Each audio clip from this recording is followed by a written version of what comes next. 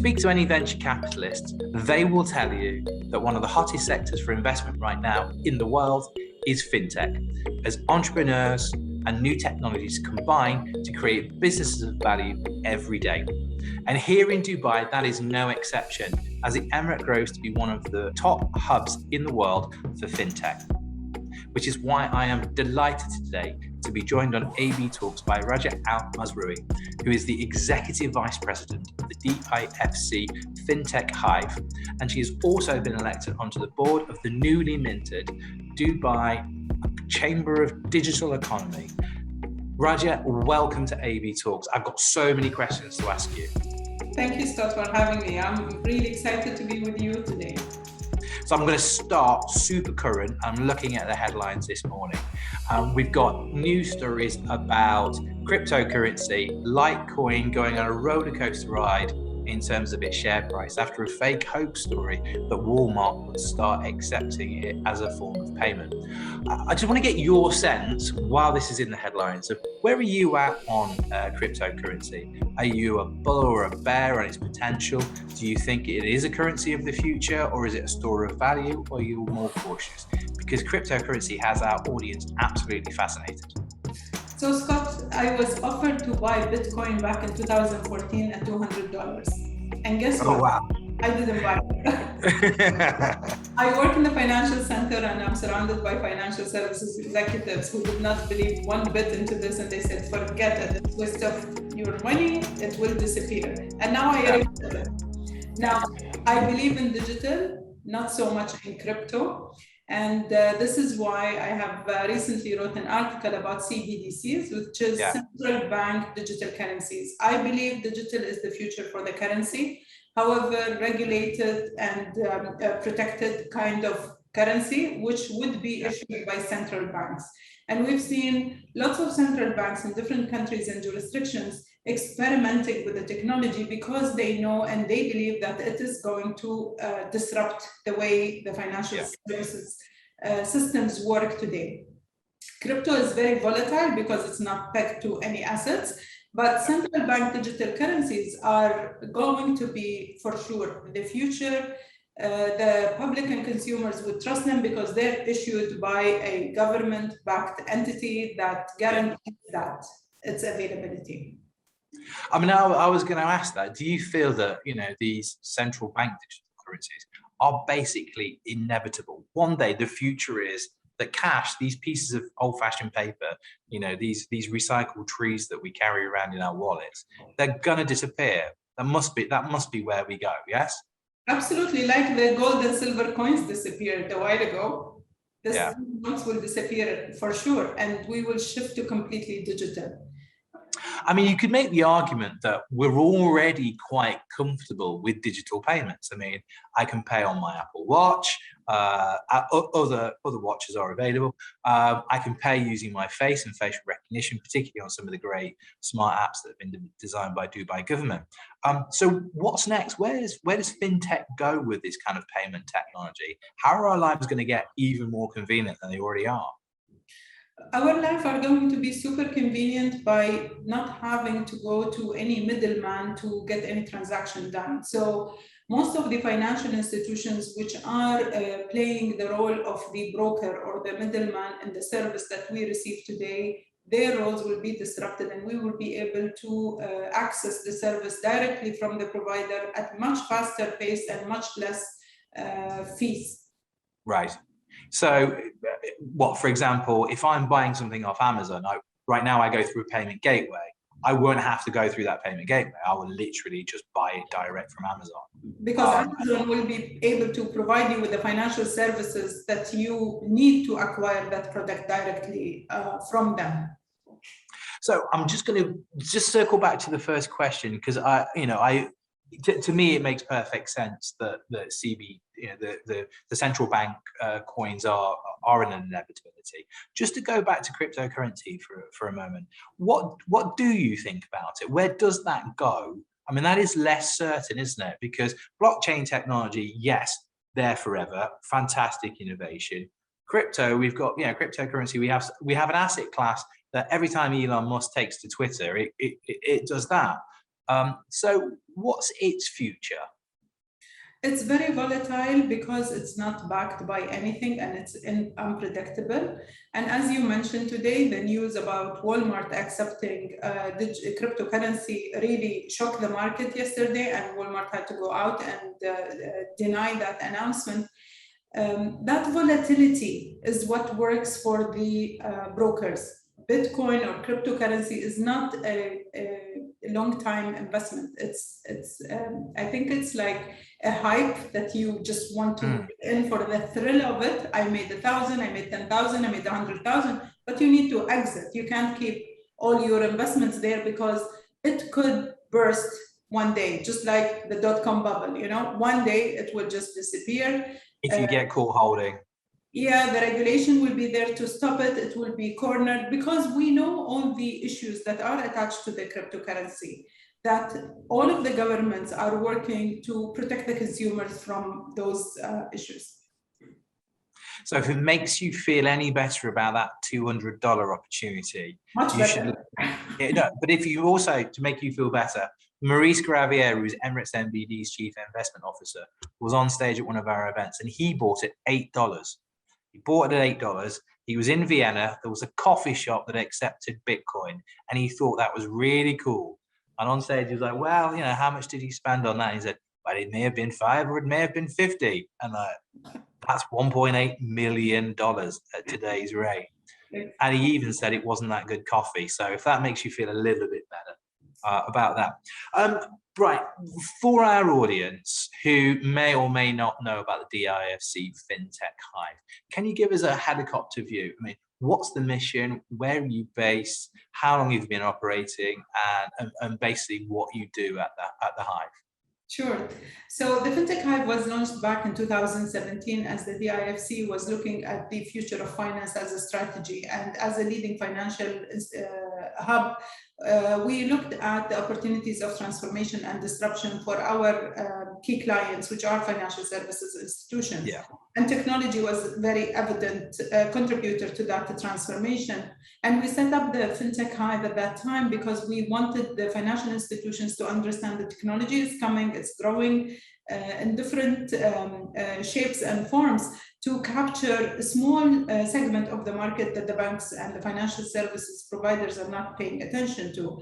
And we wanted those institutions to leverage on the size and speed of these startups to be able to integrate all of that information or maybe collaborate with these solutions to provide competitive services to their clients. And since 2017 to date, we have accelerated more than 100 fintech startups through our different programs. We've launched more than 50 products in the UAE market through the Fintech Hub, and we've enabled the fintech startups to access business opportunities mainly based on collaboration with key players in the financial services sector. These startups have raised collectively around 1 billion dirhams to date. And looking at the scene right now, I mean, again, we are reporting at Arabian Business about this every day with venture capitalists and talking about fintech. You must be busier than ever. Surely you have people now banging on your doors, going, supporter. How is Dubai doing as a hub for fintech? When we look at look around the world, I believe we're about number 10 in the world, which is good. But we know Dubai and its ambitions, that's never going to be good enough. How are we doing and where do we go next in terms of Dubai getting onto the podium? Because it's going to want a gold spot. It always does. It's one of the most ambitious places on the planet. Absolutely. If you look at the region, there are multiple fintech hubs that have been established, and they're all working together towards enabling the startups benefit from the regulatory framework, access to investment funds, and access to business opportunities. The way Dubai does it is by building an ecosystem to support that, whether it's the funds that needs to be invested. The DIFC put forward a 100 million fintech fund to invest in fintech startups. Access to business opportunities, which we do through the Accelerator program, where we work with more than 20 financial institutions who have opened their minds and doors to fintech innovation and willing to work with these startups. Access to talents. We run different talent acceleration programs at the Fintech Hive so that those startups that come from anywhere in the world find a business opportunity here, have access to talent. On top of that, the DIFC has launched subsidized licenses for fintech. You can set up a fintech company in the DIFC for $1,500 and then get a space in the co-working space and operate from here. So we've really removed most of the barriers of entry and enabled those startups to experiment, because even if they fail, it doesn't cost them so much to fail. They restart again and validate those technology solutions with the peers in the market. If you come to the Innovation Hub at the IFC, you'll see around 400 startups registered in this place and operating from here. If you look back at 2017, we started from zero. So this is a huge achievement and a showcase of Dubai's lead towards enabling the ecosystem to serve the main purpose of innovation.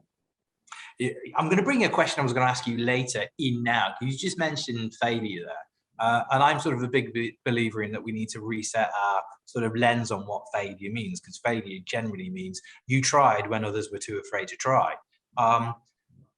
What's your advice? Because the common kind of ratio right now is that only 1 in 10 startups will actually succeed. And that 90% of them may falter by the wayside. What are your golden rules for startups and entrepreneurs, particularly obviously in the fintech space? How can they ensure that they are the 1 in 10 rather than the 9 in 10? They really need to validate the idea or the solution that they are providing. You can't provide a solution that nobody is going to use. So really validate that with the peer group, with the financial institutions, with mentors, with advisors. Get feedback as much as possible from those individuals that will support you. Also to, make sure that you do the right research on the market demographics. Technology makes it easier to go anywhere, but does it serve the purpose? Does it solve the problem? If it's not solving the problem, I see hundreds of tech solutions in the Fintech Hive.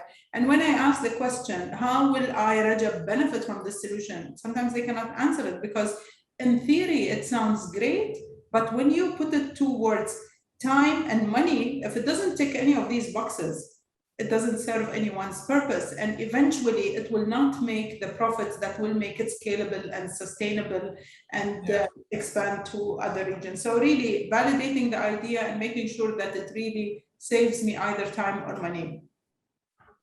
What's your sense of the opportunity here right now in Dubai? I mean, Dubai is one of those places where it fosters ambition. And right now, there's never been more money in the world because of COVID and furloughs and all that sort of thing. How do you feel about the opportunity right now in Dubai for fintech startups and fintech businesses? It's really like the golden rush. It's so easy to grab. There's lots of opportunities, especially in the UAE, looking at the 50 years plans that has been announced. We all know that when you come to Dubai, you don't want to leave. You feel you're at home. It's a safe city. It has access to all the infrastructures and the services that you require as an individual or as a family. On top of that, the opportunities are massive. And now with all these special visas and residency conditions that has been introduced to retain the talent, I think it makes it much easier for startups to do it here. On top of that, if you look at all the acceleration programs that are offered between the different entities, you really can set up something at no cost by joining one of those accelerators. And once that's validated, access to investors is much easier. As you just mentioned, there's lots of funds and everybody is interested to capture the MENA opportunity. And it's just there. You need to figure out where to start and then take it from there. Are you seeing, 2020 was kind of like a year that reset a lot of people's kind of sense of priorities, what they wanted out of their lives. If we look at the States, we've got headlines like the Great Resignation, where lots of people are leaving their day jobs to pursue their dreams. Are you seeing, Dubai often is the city of dreams. Are you seeing that a lot more? People are going, I've worked for the man for 9 to 5, 5 days a week for 10, 15, 20 years. Now I want to be my own boss. Are you seeing that a lot? We've seen that. And also it's evident in the number of startups that have just grown to become unicorns out of Dubai. It's someone's idea who just sat down, put in all the dedication, towards developing this platform, raising funding, enabling the economy, enabling the consumers to access these services, and boom, it's a unicorn. And for that, you're creating jobs, you're creating opportunities, and also you're inspiring others to take, that step towards whatever you fear the most. Failure, let's face it. Does it work? Is it valid? Is it feasible? Do I need regulation? Is the regulation available? What's stopping me from achieving this? And once you figure that out, then you will just jump onto it.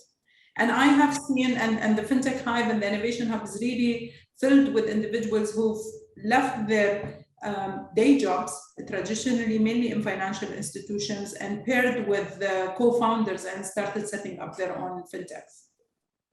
It almost feels like a mic drop moment, but I'm going to carry on. I want to know a little bit more about you, Raja. Tell me a bit about your journey. Like, what first attracted you to this field, this interest, this industry? And then how have you grown, evolved, and succeeded in the industry? What's the secret of your success? So I come from an IT background, and I have been in IT all my life. I joined the DIFC 10 years ago, and I got exposure towards the financial services sector through the DIFC. And at around the year 2017, when DIFC was looking at the future of finance strategy, the technology was evident in the role it was playing in transforming the whole sector. And at that time, the fintech agenda was introduced, and very few people understood how that's going to impact the whole financial services sector. But I got really excited because of the startups and the technology, and that's my passion. And I have asked to actually be part of the FinTech initiative, and I was given that opportunity. And I got the opportunity to learn from the startups. I've learned the blockchain from them. I've learned the artificial intelligence. I've learned a lot of technology solutions from the startups directly through their work. And I just started building that excitement and passion towards it, because I was seeing those startups in their journey. They're growing day by day. I'll give you an example. Sarwa just raised Series A for $15 million. They came to RFC, 2 co-founders, MVP, nothing else. So when you look at this and you see they've hired 50 people and they have around 10,000 customers on their platform, knowing that I have played a minor role in their growth journey gives me a lot of fulfillment. So this keeps me going and exciting, and also continuous learning, because in this field, and especially in innovation and technology, you can't stop learning. You need to every day pick up the trends, what's going on. I was going to ask about that, because I mean, look, I'm a Gen Xer and I try and embrace technology as much as I can. You're kind of at the cutting edge of this, but it literally changes every day. The minute you've mastered the blockchain, or you've mastered another aspect of fintech, another technology, another disruptor comes along. How do you stay on top of all of that? So you just need to be open to learning and knowing that you need to pick this as soon as it's out. So when CBDCs were first introduced, I was like, oh my God, what is this? So I attended a webinar. The governor of Central Bank of Japan was talking about what they were doing, and I just picked up most of the content from that webinar. So there are, especially with the pandemic that accelerated that digital journey, you have access to all of these sessions, workshops, webinars, where you will be learning a lot from others' experiences. So your LinkedIn profile tells me that you sort of started your career journey back in 2007. If you could go back and tell Raja in 2007 one thing, what would it be? What have been the successes, but what are the mistakes that you've made along the way that you've learned from? If you could tell her, what would be the one piece of advice you would give Raja back in 2007? So if I would give myself one advice, was it's okay to ask questions. It would actually accelerate my learning process. Back then it was, I wasn't as confident or as open to ask questions. I thought it would reflect as a weakness. But today, when I don't understand something, I go and I ask questions and I get the answer in a much faster way than figuring it out on my own. Also the same thing with mentorship. I believe in mentorship, that it really accelerates the experience and journey of young individuals within the workforce. Because if I have to relive all my experiences to get where I am today, it will take me a very long time. But if I can share this through mentorship with aspiring talent, I will help them shortcut that journey. Now, on Saturday, Arabian Business was writing and reporting about Majid Alpha Tame, saying that they're looking to train 5,000 female coders, which obviously plays into the wider UE 100,000 coders. How big a step forward is that? Is that a big step forward? Is it a welcome small step forward? How much more needs to be done to bring sort of balance into the tech sector? So much needs to be done. Sheikh Mohammed bin Rashid announced the Million Coders Initiative a couple of years ago, and the 50th plans, there was a main focus on technology and talent development in tech. And with all the efforts that are happening around, whether at the DIFC Fintech Hive, we have Accelerate Her, which is the female talent accelerator, Standard Chartered, Take a Chance. So there's a lot that is going on to enable women to access, or even youth to access technical and coding skills, because that's the future. Technology is here to stay. We're shifting from physical to digital as much as possible, and we need to grow this talent organically from the region so that we are able to prepare for the future. And this is a much needed initiative, and I am sure we will see many more come now, especially with the announcement of the recent projects. Look, I mean, I'm the father of a 5.5-year-old girl, so I firmly believe that success should not be defined by a chromosome. But how do we convince companies, or what is the ROI for companies simply doing the right thing and bringing balance into what's the benefit to them for the bottom line of doing the right thing? So the benefit is really, if you look at the gender balance in general, you are bringing a completely a proper balance to the table, because both genders think differently. That's what you do as a first step. The second step is you are enabling the economy, and by enabling the economy, you're enabling the purchase power, you're enabling more individuals to access those talents.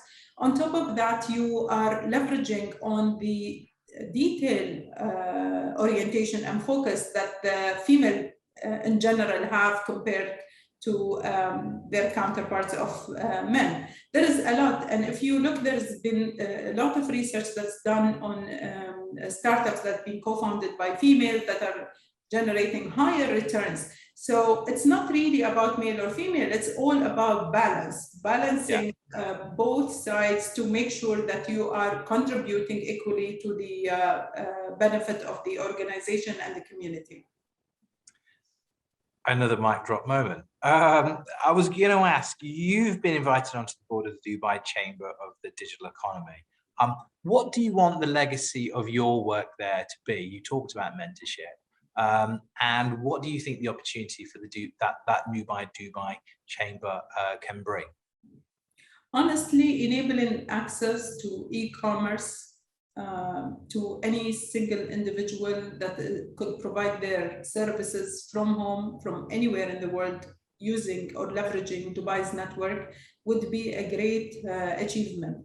We know today that there are lots of regulations and restrictions or guidelines to set up a business in the UAE. If we look at the UAE in general and Dubai in particular, if we are able to bring all of this online and enable a lady who is sitting in Ajman to provide her services online, open a bank account, get a commercial license, provide the services, receive the feedback through a seamless digital experience, this will be an ultimate objective for me to really look forward to see happen in the very near future. Raja, you've been very kind with your time. I have thoroughly enjoyed this conversation. If we could just download your brain for Arabian Business's audience, that would be perfect. But thank you very much for your time on AB Talks today.